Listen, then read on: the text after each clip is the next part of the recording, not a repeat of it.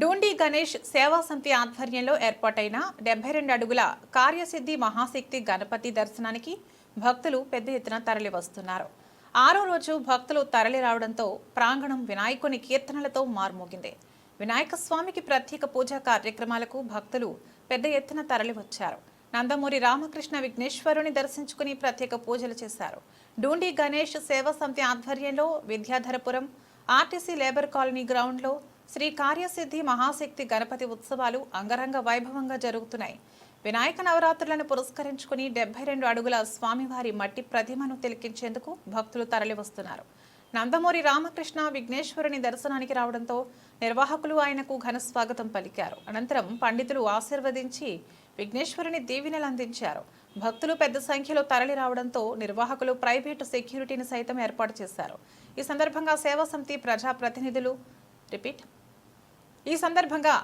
సమితి ప్రతినిధులు మాట్లాడుతూ స్వామివారి ఉత్సవాలు అంగరంగ వైభవంగా సాగుతున్నాయని తెలిపారు. సీఎం చంద్రబాబు నాయుడు సైతం స్వామివారిని దర్శించుకున్నారని పేర్కొన్నారు. ఉత్సవాలలో భాగంగా గణేష్కి ప్రత్యేక పూజా కార్యక్రమం నిర్వహించారు. ఈ నెల 6వ తేదీన లడ్డు వేలంపాటకు భక్తులు తరలి రావాలని కోరారు. స్వామివారి నిమజ్జనోత్సవాన్ని అంగరంగ వైభవంగా నిర్వహించనున్నట్లు తెలియజేశారు. వాటర్ పైప్ లైన్లను ఏర్పాటు చేసి వాటితో స్వామివారి ప్రతిమను ఘనంగా నిమజ్జనం చేస్తామని చెప్పారు. ఈ కార్యక్రమంలో కమిటీ ప్రతినిధులు పాల్గొన్నారు. డూండి గణేష్ సేవా సమితి ఆధ్వర్యంలో నిర్వహిస్తున్నటువంటి కార్యసిద్ధి మహాశక్తి గణపతి ఈరోజు 6వ రోజు వేలాదిగా భక్తులు సందర్శిస్తూ ఉన్నారు. ఇప్పుడే నందమూరి రామారావు గారి తనయుడు రామకృష్ణ గారు కూడా మన గ్రౌండ్ విచ్చేయడం జరిగింది. స్వామివారి ఆశీర్వచనం తీసుకున్నారు. వారు కూడా చెప్పింది ఏంటంటే, మీరు ఎకో ఫ్రెండ్లీ గణపతిని పెట్టడం అనేది పర్యావరణానికి హాని లేకుండా మీరు చేస్తున్న పని మమ్మల్ని చాలా అభినందించడం జరిగింది.